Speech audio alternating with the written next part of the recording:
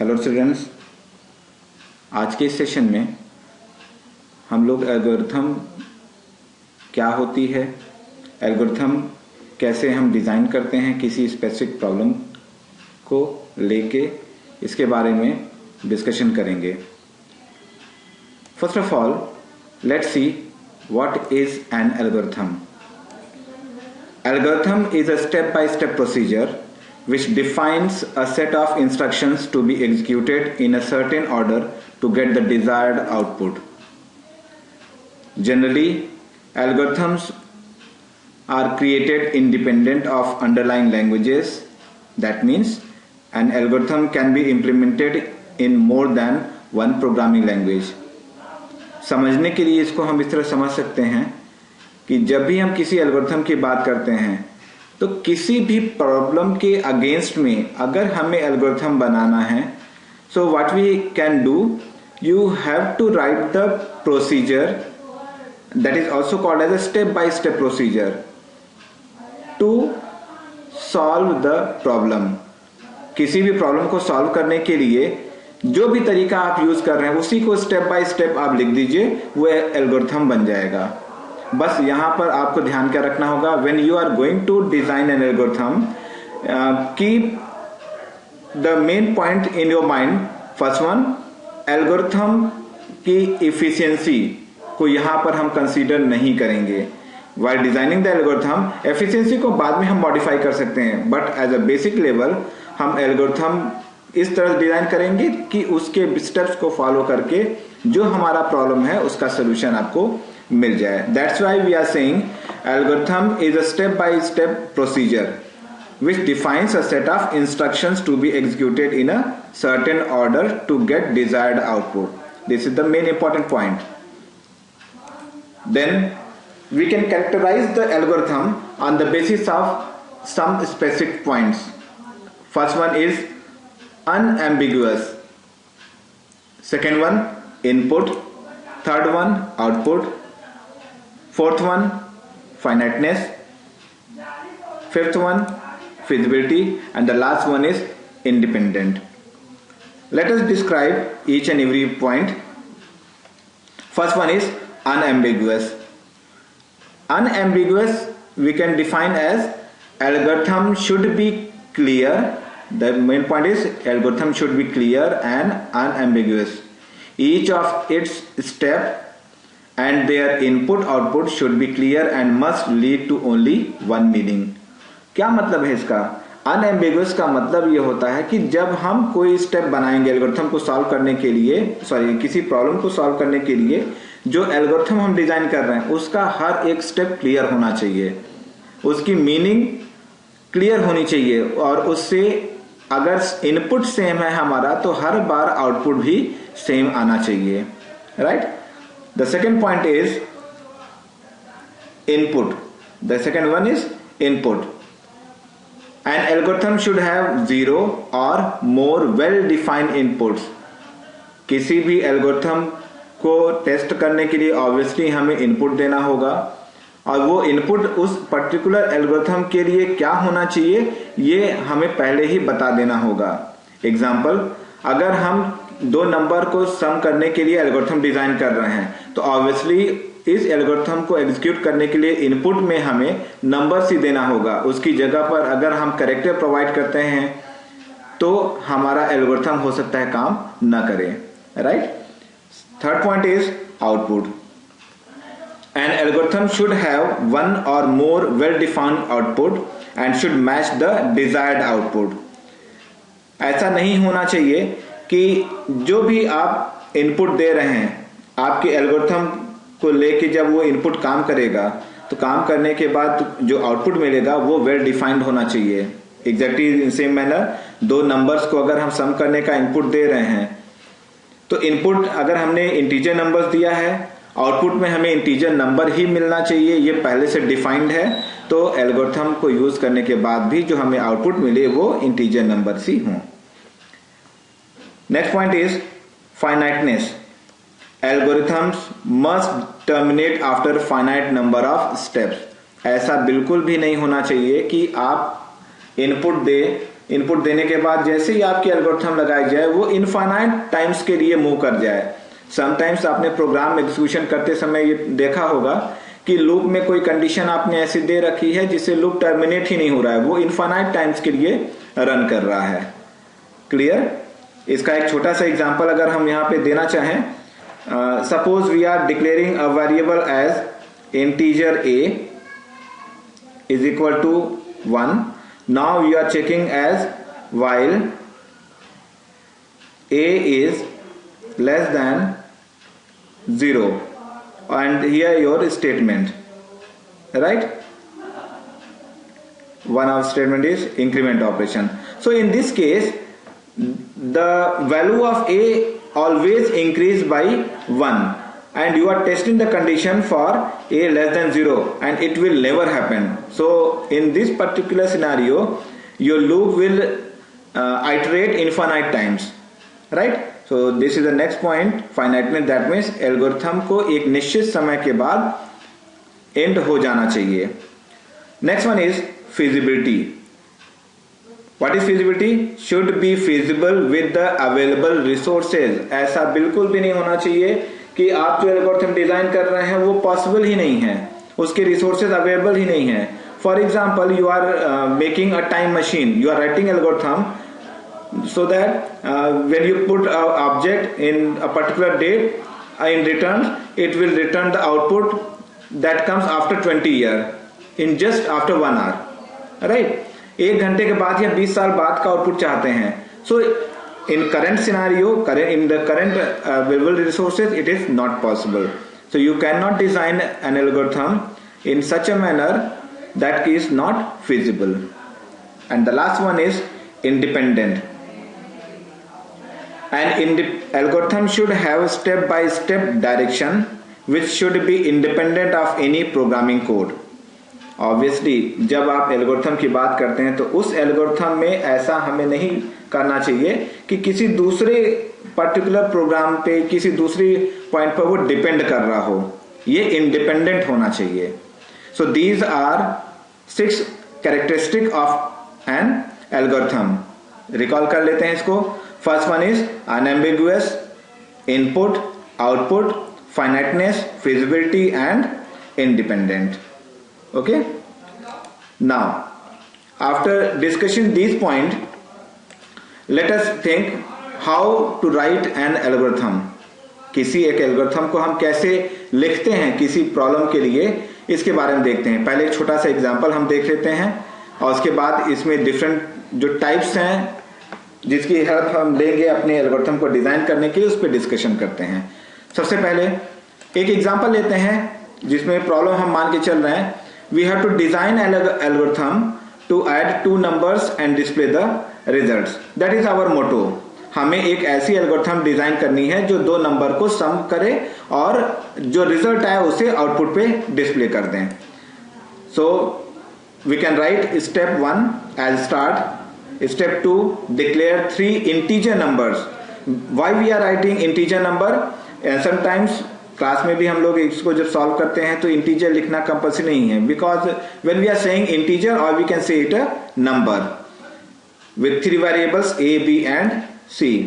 Now we can define or we can write assign value of a and b, then add the value of a and b, finally store output of the step 4 to variable c, then print c.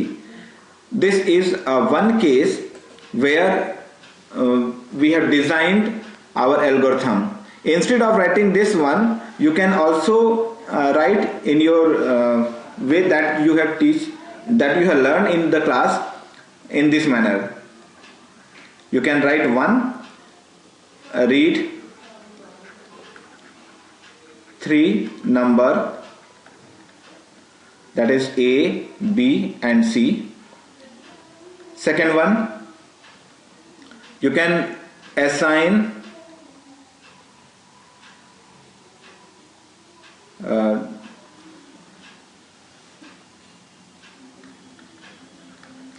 value to For reading we are using reading for the input value, so we are not using C here. Okay, we are writing just we are going to read two numbers only here. Read two numbers A, B, assign value of addition as C is equal to A plus B, and in the next step you can write print C. So this is also correct. In this typical example that you are seeing here, step numbering is not compulsory, and writing a start and stop is also not compulsory. But whenever you are going to provide a sequence, so it is convenient for us to write the step number. So either you can write the 1 2 3 4 directly instead of writing step 1, step 2, step 3. Okay, this is a typical example, very basic example. Now we can use our approach by which we can solve a different type of problem. So we can categorize problems of algorithm that the questions comes in our semester examination. First one is formula based. That is first type of problem where formula based questions asked in your examination. Second one condition based. Third one loop based, and the last one is mixed. So ये जो चार तरह के category अभी हमने design की है, ये चार कैटेगरी का यूज हम आगे आने वाले हर तरह की एल्गोरिथम्स के लिए कर सकते हैं. इनको अगर इंडिविजुअल आप समझ लेते हैं तो I am sure that you can design algorithm for any particular problem. Okay, suppose first one we are saying about the formula based. Let us see a problem where we can implement our formula based concept. The problem is you have to design an algorithm to find area of triangle whose three sides are given. That is the problem. How we can how we can design algorithm? The first one is first of all you have to think whether is any formula is present by which we can calculate the area. So obviously आपको याद होगा तीन side से दिए हुए triangle को अगर हम एरिया निकालना चाहें तो एक फॉर्मूला हमारे पास अवेलेबल है, and the formula is area A is equal to under root S minus A into S minus B into S minus C, where S is A plus B plus C divide by 2. So now we can think how many variables are here. We can see here A B and C 3 variables plus S 4 variable plus A as a area is the 5th variable. तो total 5 variable हम यहाँ पे use हो रहे हैं. Then हमें ये categorise करना पड़ेगा कि इनमें से डिपेंडेंट वेरिएबल कौन से हैं और इंडिपेंडेंट वेरिएबल्स कौन से हैं. डिपेंडेंट वेरिएबल कौन से होते हैं? वो वेरिएबल जिनकी वैल्यू किसी दूसरे वेरिएबल पर डिपेंड करती है उसे कहते हैं हम डिपेंडेंट वेरिएबल. एग्जाम्पल के लिए सपोज हम इस फॉर्मूले को देखते हैं. इस फॉर्मूले में S की वैल्यू डिपेंड कर रही है A पर, B पर और C पर. लेकिन जैसे हम एरिया की बात करते हैं, इस एरिया में जो आपके इक्वलिटी साइन है, जो असाइनिंग ऑपरेटर जिसे आप प्रोग्रामिंग में समझते हैं, इसके राइट हैंड साइड पे S भी है, A, B और C, ये चारों हैं. लेकिन हम जानते हैं कि इस पर्टिकुलर इस फार्मूले में जो डिपेंडेंट होगा वो ए होगा, इंडिपेंडेंट क्या होगा? एस, ए, बी एंड सी. लेकिन इससे पहले हमें एस को कैलकुलेट करना होगा. यहां पर एस आपका डिपेंडेंट वेरिएबल है और ए, बी, सी ये आपके इंडिपेंडेंट वेरिएबल्स हैं. तो इनपुट देने के लिए हमें केवल ए, बी और सी में इनपुट देना होगा. इसके बिहाफ पे पहले हम एस को कैलकुलेट कर लेंगे और जब एस हमारे पास मिल जाएगा देन हम इस सब की वैल्यू को इस फॉर्मूले में रख के एक दैट मीन्स एरिया को भी कैलकुलेट कर सकते हैं. Right, so in this manner we can design our algorithm as read 3 sides of A, B and C, then find S. पहले हमें S कैलकुलेट कर देना होगा with the formula. After that you can calculate the area and then you can print the area. So this type of problem, that is formula based problem, can be solved with the help of example, right. I think ये आपको समझ में आ गया होगा। दूसरे type की problem हम देखते हैं।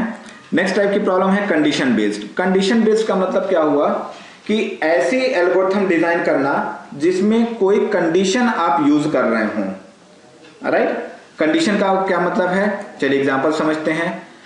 Suppose we have to design an algorithm to find that the number is even और ऑड। किसी भी नंबर को हम इनपुट देंगे और हमें यह पता लगाना होगा कि वो नंबर इवन नंबर है या ऑड नंबर है। तो अगेन तरीका यही होगा हमारे पास कि सबसे पहले हम ये देखेंगे क्या even number odd number check करने के लिए कोई फॉर्मूला हमारे पास अवेलेबल है। तो अभी देखते हैं कि नहीं, फॉर्मूला तो कोई अवेलेबल नहीं है। हम क्या कर सकते हैं कि अगर आपके पास नंबर है तो इस नंबर को इवन नंबर चेक करने के लिए 2 से मॉडुलस निकाल लें और इसे किसी एक वेरिएबल आर में स्टोर कर लें। तो इवन नंबर के लिए कंडीशन होती है, now the main concept is here, condition to check whether the number is even और odd we have to check if r is equal to 0 then it is even, otherwise else it is odd, right. यही तो तरीका है।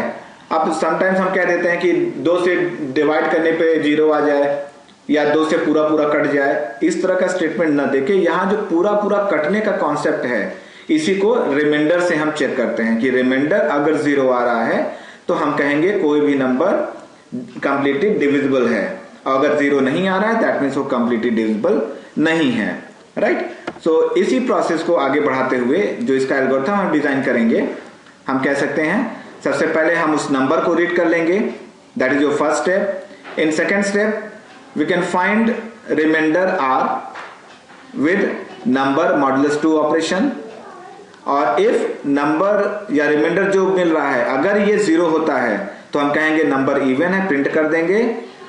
Again अगर हमें if का ही केवल use करना है तो हम फिर से इफ कंडीशन लगा सकते हैं, if R module is not equal to 0, if R is not equal to 0, यहां पर आप चाहें तो ब्रैकेट लगा सकते हैं, कोई कंपल्सरी नहीं है।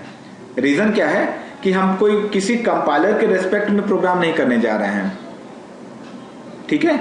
ये क्लियर मेंशन है यहां पर, if R is equal to 0 कि जो रिमाइंडर आ रहा है वो 0 है तो हम कह देंगे नंबर इवन है, प्रिंट कर देंगे। फिर दोबारा हम इफ कंडीशन लगा के चेक कर सकते हैं, that is step number 4 also. If R is not equal to 0 then हम कह देंगे कि जो नंबर हमारा है वो ऑड नंबर है। अगर इसी प्रॉब्लम को हम केवल इफ एल्स से सॉल्व करना चाहें तो हम इसकी जगह पे ये कोड भी कर सकते हैं, इस एल्गोरिथम को भी लिख देंगे, ये भी इक्वली सही होगा। अंतर क्या है दोनों में, यहां पर जब आप एल्गोरिथम लिखते हैं इस पॉइंट पर तो एक बार ये कंडीशन चेक होगी और इसी एक ही बार की टेस्टिंग के बाद आपको पता चल जाएगा कि नंबर इवन है या ऑड है। अगर ये कंडीशन ट्रू होगी तो पहला स्टेटमेंट एग्जीक्यूट होगा, अगर ये फॉल्स होती है तो दूसरा स्टेटमेंट एग्जीक्यूट होगा, राइट। लेकिन यहां पर आपको 2 बार कंडीशन चेक करनी पड़ेगी। तो आगे अभी हम देखेंगे टाइम कॉम्प्लेक्सिटी की अगर बात करेंगे तो इस एल्गोरिथम की टाइम कॉम्प्लेक्सिटी आपकी ज्यादा होगी, इसमें टाइम ज्यादा लगेगा। क्यों? क्योंकि सारे स्टेप तो कॉमन है, बस यहां पर हम एक बार और दूसरी बार 2 बार कंडीशन को चेक कर रहे हैं, जबकि इस जगह पे हम सिर्फ और सिर्फ एक ही बार कंडीशन को चेक कर रहे हैं, ठीक है। That is your second type of problem. Third type of problem को देख लेते हैं। Third type of problem is loop based. Loop based problem क्या है? ऐसी एल्गोरिथम डिजाइन करना जहां किसी एक पर्टिकुलर स्टेप को या सेट ऑफ स्टेप्स को बार बार रिपीट करने की जरूरत पड़ रही हो। फिर समझिएगा लूप बेस्ड प्रॉब्लम क्या होती है। लूप बेस्ड प्रॉब्लम ऐसी प्रॉब्लम है जहां पे किसी एक स्टेप को या एक से ज्यादा कंटिन्यूअस स्टेप को हमें रिपीट करने की जरूरत महसूस होती है। ऐसी प्रॉब्लम को हम लूप बेस्ड प्रॉब्लम कहते हैं एल्गोरिथम में। चलिए एक एग्जांपल देख लेते हैं। एक एग्जांपल देख लेते हैं यहां पर, we have to design an algorithm to print all the numbers from 100 to 200। हमें 100 से लेके 200 तक के सारे नंबर्स को प्रिंट करना है, ये हमारी प्रॉब्लम है। तो ऑब्वियसली किसी एक नंबर को अगर प्रिंट करना होता तो हमारे पास कोई बहुत ही टिपिकल प्रॉब्लम नहीं है, बड़े आसानी से हम कर लेते हैं, लेकिन 100 से लेके 200 तक के सारे नंबर को प्रिंट करना है, इट मीन्स वो प्रिंटिंग काम हमें बार बार करना है। तो क्या करना चाहिए इसके लिए, चलिए देखते हैं सोल्यूशन इसका। सबसे पहला काम हमने क्या किया, एक नंबर को रीड कर लिया नम वेरिएबल्स पे और इसकी स्टार्टिंग वैल्यू 200 रख दिया। क्यों 200 रख रहे हैं, यहाँ पे हमने जो एल्गोरिथम लिखा है वो फ्रॉम 200 to 300 के लिए है, so let us correct it with 200 to 300। Okay, इसमें कोई प्रॉब्लम नहीं है, इसको आई थिंक आप समझ रहे होंगे। सो जब एल्गोरिथम यहाँ दे रहे हैं read number num is equal to 200, so 200 से हमने स्टार्ट कर दिया। नाउ हमने इस 200 को प्रिंट कर दिया प्रिंट नम से। अब हमें क्या प्रिंट करना है, 201। 201 कैसे मिलेगा, तो इसी स्टेप के बाद हमने तुरंत क्या किया, नंबर की वैल्यू को 1 बढ़ा दिया, num is equal to num plus 1। ठीक है, तो अब नम की वैल्यू क्या हो जाएगी, 201। अब क्या हम इसे सीधे प्रिंट कर दें, प्रिंट करने के लिए हमें फिर से प्रिंटिंग लिखना होगा, लेकिन हम देख रहे हैं कि प्रिंटिंग काम तो ऊपर कर चुके हैं। तो यहां पर इस एल्गोरिथम को हम डायरेक्टली लिख सकते हैं एक कंडीशन के साथ, if num is less than 300, तो लेस देन इक्वल टू भी हमने यहां लगा सकते हैं, num is less than equal to 300। अगर 300 है तो 300 प्रिंट करना चाहिए यहां पे, क्योंकि क्वेश्चन में दिया गया है। तो क्या करें हम यहां पर इस पर्टिकुलर एल्गोरिथम को फिर से मूव करा दें स्टेप नंबर 2 पे, यहां स्टेप नंबर 2 होगा। अब इसे होगा क्या, जैसे ही 200 प्रिंट हुआ, 200 प्रिंट होने के 200 नंबर दिया हमने, प्रिंट हो गया, फिर नंबर को वैल्यू बढ़ा दी, अब 201 हो गया। चेक कर लिया हमने, if number less than equal to 300, अगर ऐसा है तो हमें 300 को भी प्रिंट करना है ना, तो यहां से फिर से ये मूव कर जाए किस लोकेशन पर, स्टेप नंबर 2 पे। फिर ये नंबर को प्रिंट करें, फिर नंबर की वैल्यू बढ़ेगी, अब कितनी हो जाएगी, 202। फिर ये चेक करेगा, कंडीशन ट्रू होगी तो ऊपर चला जाएगा। ठीक है, और ये स्टेप आपका चलता रहेगा। कब टर्मिनेट करेगा, जैसे ही नंबर की वैल्यू 300 से ज्यादा हो जाएगी, क्योंकि वो हमें प्रिंट नहीं करना है, तो इफ कंडीशन वायलेट कर जाएगा और ये एल्गोरिथम आपका टर्मिनेट हो जाएगा। आप अपने कन्वीनियंस के लिए चाहें तो स्टार्ट और स्टॉप ये लिख सकते हैं, इसमें कोई भी प्रॉब्लम नहीं है। ठीक है, so these are third type of problem where we can use the loop. Okay, now the next problem is mixed type.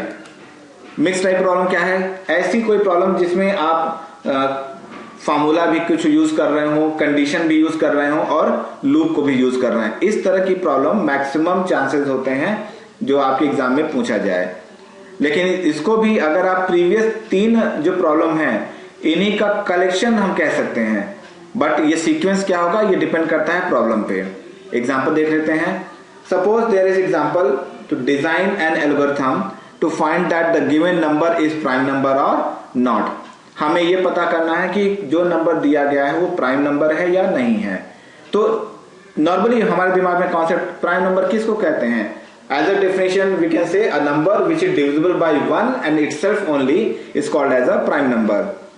लेकिन और इजी वे में हम कहना चाहें कि अगर किसी एक नंबर को, सपोज वो नंबर है हमारा n, इस n को हम 1 से लेके n तक के सारे नंबर से डिवाइड करें तो टोटल कितनी बार डिवाइड होना चाहिए, 2 बार। एक बार 1 से डिवाइड होगा और दूसरी बार खुद से यानी n से डिवाइड होगा। ठीक है, इसी जो मेथड है, ये जो प्रोसेस है, इसी को स्टेप बाय स्टेप हम लिख दें तो हमारा काम हो जाएगा। चलिए कैसे लिखेंगे, सोल्यूशन देख लेते हैं इसका। सबसे पहला काम हमें क्या करना होगा कि जो रीड नंबर एज नम, इस नम वेरिएबल में उस नंबर को हमने रीड कर लिया, जिसको हमें चेक करना है कि प्राइम नंबर है या नहीं है। ठीक है, देन एक n वेरिएबल है जिसकी वैल्यू को हम n इक्वल टू 1 इसमें इनिशियलाइज कर रहे हैं और एक काउंट वैल्यू ले रहे हैं, काउंट की वैल्यू 0 से शुरुआत कर रहे हैं।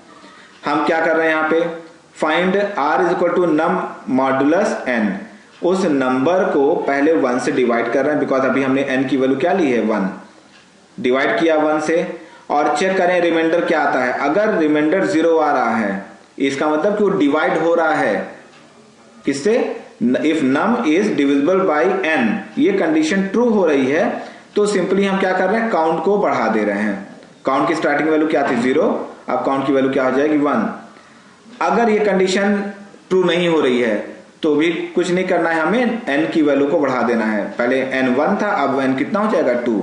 और इसी प्रोसेस को मूव करते हुए if n is less than equal to number, ये पुराना जो लूप वाला कॉन्सेप्ट है वही आ गया कि जब तक नंबर के बराबर है तब तक हमें करना है। और क्या करना होगा, गो टू स्टेप नंबर 3। यहां से अगर ये कंडीशन ट्रू होती है तो स्टेप नंबर 3 पे चले जाएं, फिर से हम चेक करें डिविजिबिलिटी को, और अगर डिवाइड हो रहा है तो लूप में डाल दें, काउंट को बढ़ा दें, राइट। और ये प्रोसेस आपका चलता रहेगा। फाइनली जब ये पूरा प्रोसेस कंप्लीट होगा देन हम चेक कर लेते हैं कि इफ काउंट इक्वल टू 2, क्योंकि हमने अभी बताया कि अगर नंबर आपका प्राइम नंबर है तो एक तो वो 1 से डिवाइड होगा और खुद से डिवाइड होगा, और बीच के किसी भी नंबर से डिवाइड नहीं होगा। तो उसी प्रोसेस को इंप्लीमेंट करने के लिए हम ये मान के चलते हैं कि नंबर अगर प्राइम है और 1 से हमने नंबर लिया हुआ उस नंबर तक गए हैं, पर इक्वल टू तक की कंडीशन है, तो वो क्या कहलाएगा, केवल 2 बार ही डिवाइड होगा। और अगर काउंट की वैल्यू सिर्फ 2 आई है और पहले हमने काउंट की वैल्यू क्या रखी थी 0, ये इंडिकेट करता है कि बीच में ऐसा कोई नंबर नहीं मिला है जिससे वो नम हमारा डिवाइड हो गया हो। तो ये इक्वलिटी कंडीशन आती है, if count equal to 2 then हम प्रिंट कर देंगे number is prime number, otherwise हम कह सकते हैं number is not prime number.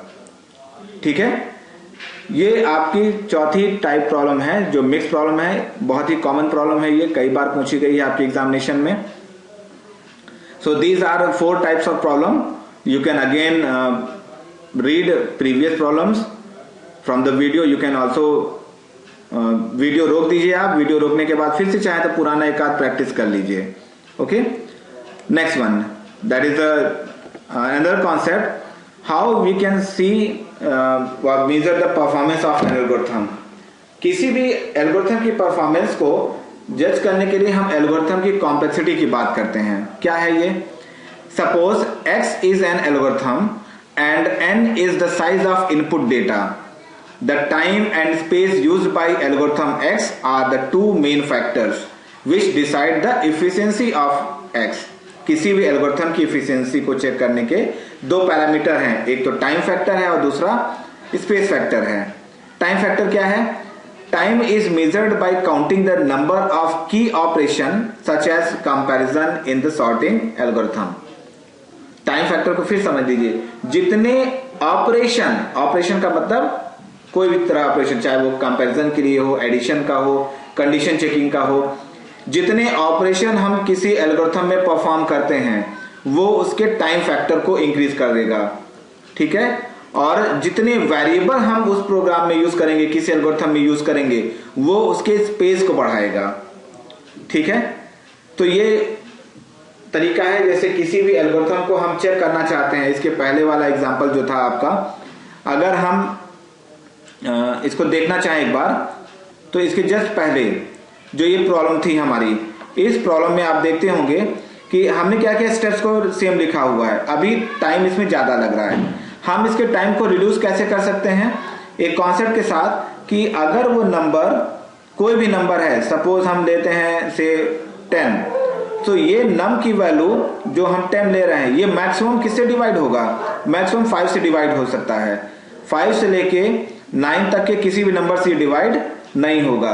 So in this condition you can also write it as if n less than equal to num by 2। अगर ये रखें तभी ये उसी तरह से काम करेगा, सिर्फ अंतर क्या होगा, अब इसकी टाइम कॉम्प्लेक्सिटी रिड्यूस हो जाएगी। जो अभी हम पूरे नंबर तक मैच करा रहे थे, 100 नंबर को अगर हमें चेक करना है तो 1 to 100 लूप रन कर रहा था, लेकिन अब हम 1 to 50 ही केवल चेक करेंगे, क्योंकि मैथमेटिकली हम ये प्रूव कर सकते हैं कि अगर कोई भी नंबर, सपोज नंबर हम 100 ले रहे हैं, 100 मैक्सिमम 50 तक डिवाइड होगा, 51 से लेके 99 तक के किसी भी नंबर से 100 डिवाइड नहीं होगा। Right, this is the concept how we can reduce the complexity of an algorithm. So next one is asymptotic analysis. अब एसिम्प्टोटिक एनालिसिस क्या है, Asymptotic analysis refers to computing the running time of any operation in mathematical unit of computation. कोई भी algorithm run कर रही है, हम कैसे पता लगाएंगे कि इसका टाइम कितना कंज्यूम हुआ है, क्योंकि यहाँ सेकंड में या मिली सेकंड में तो हम टाइम हमेशा बताएंगे नहीं। तो इसके लिए एक ग्रुप बनाया गया है जिसे हम कह सकते हैं एसिम्प्टोटिक एनालिसिस को इंडिकेट करने के लिए 3 केसेस बनाएंगे। इन जनरल 3 केसेस में पहला केस है आपका बेस्ट केस, दूसरा केस है एवरेज केस और तीसरा केस है worst case. So best case क्या होता है? Minimum time required for program execution is called as a best case. दूसरा क्या है? Average case. एवरेज केस क्या होगा? Average time required for program execution. And the last one, worst case, maximum time required for program execution. इन तीनों cases को हम समझ लेते हैं। हम यहां पर एक एग्जांपल लेते हैं, इसी एग्जांपल की हेल्प से समझते हैं। सपोज एक डेटा सेट हमने प्रोवाइड कर रखा है, ये एक एरे आपके पास है, 1 डायमेंशन एरे, जिसमें हमने 4 नंबर ले लिए हैं, 4, 3, 1 एंड 7। इन नंबर्स में एक एल्गोरिथम हमने डिजाइन किया है जिसमें किसी एक की एलिमेंट से 4 को सर्च करना है। तो इस इनपुट में अगर हम इस 4 को सर्च करेंगे तो मैक्सिमम पहली बार में ही हमें आउटपुट मिल जाएगा, राइट? ये इसका बेस्ट केस हुआ। वर्स्ट केस क्या होगा कि अगर यही 4 उसके लास्ट में होता तो सबसे ज्यादा टाइम लगता, और अगर इन बिटवीन कहीं पर भी हो तो ये एवरेज केस कहलाया। तो इसी तरीके से इनपुट डिपेंडेंट होता है। कोई भी एल्गोरिथम का बेस्ट केस क्या होगा, एवरेज केस क्या होगा और वर्स्ट केस क्या होगा, ये इससे डिफाइन होता है। जैसे अगर आपने ध्यान दिया हो तो जब हम बबल सॉर्टिंग की बात कर रहे थे तो बबल सॉर्टिंग में either the elements are already in sorted order, तब भी हर बार हमें टोटल n-1 पास करने पड़ रहे थे और हर एक पास में n-1 कंपैरिजन करने पड़ रहे थे, ठीक है। लेकिन जब हम दूसरे एल्गोरिथम की बात कर रहे हैं तो उन एल्गोरिथम में ये एफिशिएंसी इंक्रीज, अगर वो सॉर्टेड ऑर्डर में है तो टाइम आपको कम लगेगा। फॉर एग्जांपल इंसर्शन सॉर्ट, ठीक, गुड। अब इन एसिम्प्टोटिक एनालिसिस के लिए हम 3 तरह के नोटेशंस का यूज करते हैं। First one is big O notation, third one omega notation and the last one theta notation. Big O notation क्या है? बिग ओ नोटेशन की हेल्प से हम वर्स्ट केस को एनालाइज करते हैं कि सबसे बिग, ज्यादा से ज्यादा समय कितना लगेगा।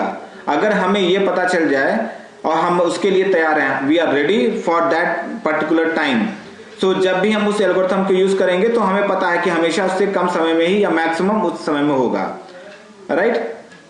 ओके। ओमेगा नोटेशन ये बेस्ट केस के लिए होता है कि उसका बेस्ट केस हमें पता है कि फास्टेस्ट कितना हो जाएगा, ये हमें पता है। और थीटा होता है एवरेज केस। एग्जांपल इन तीनों का रियल टाइम से आपको देते हैं। जैसे वर्स्ट केस क्या है कि आप अगर कोई सेमेस्टर पेपर देते हैं तो सेमेस्टर पेपर में क्या होगा, मैक्सिमम आपको कितना समय मिलेगा किसी पेपर को देने के लिए? एक सेमेस्टर में आज पेपर दिया आपने इस सेमेस्टर में और आप क्लियर कर गए, ये बेस्ट केस है कि पहली बार में, पहले अटेम्प्ट में निकल गया। हर बार ऐसा हो रहा है तो ये बेस्ट केस को इंडिकेट करता है। लेकिन जब आप गेट एग्जामिनेशन की तैयारी कर रहे हैं तो कोई जरूरी नहीं है ना कि हर एक ही बार में आपका गेट निकल जाए, तो वर्स्ट केस भी यहां पे कंसीडर कर सकते हैं, एवरेज केस भी कंसीडर कर सकते हैं। ओके, ये ग्राफ है जिसकी हेल्प से हम डिफाइन कर सकते हैं। ये average case, theta average case को इंडिकेट करता है। आप इस लाइन को देख रहे होंगे, ये आपका फंक्शन है, this one is your function. यहां पे ये बता रहे ये अपर बाउंड्री है कि मैक्सिमम टाइम जो आपका लगेगा वो इसी के बीच में ही लाई करेगा। तो एवरेज केस का मतलब कि मैक्सिमम, जैसे CGN, ये वर्स्ट केस को बता रहा है कि मैक्सिमम टू मैक्सिमम कितना टाइम लगेगा उसके इसके नीचे ही। सपोज किसी जगह पर हम कह रहे हैं कि 2 घंटे के अंदर 2 आवर्स में ये पॉइंट हमारा सेटिस्फाई हो रहा है, तो जब भी हम इस एल्गोरिथम को यूज करेंगे हमें टाइम हमेशा इससे कम ही मिलेगा या मैक्सिमम 2 आवर्स मिलेंगे, ठीक है। ये तीसरा केस है जहां पे हम omega, that mean best case की बात करें कि बेस्ट केस में यहां तक मिलेगा, अदरवाइज आपको इससे ऊपर ही वैल्यू मिलेगी, ठीक है। और ये एवरेज केस है जहां इन बिटवीन की बात होती है। So in examination this graph is also required and it will be helpful in writing the answers. Okay, so this is all about the basic introduction of the algorithm according to the syllabus. Okay, thank you all. I hope इस lecture में आपको थोड़ी सी help मिली होगी। Okay, thank you.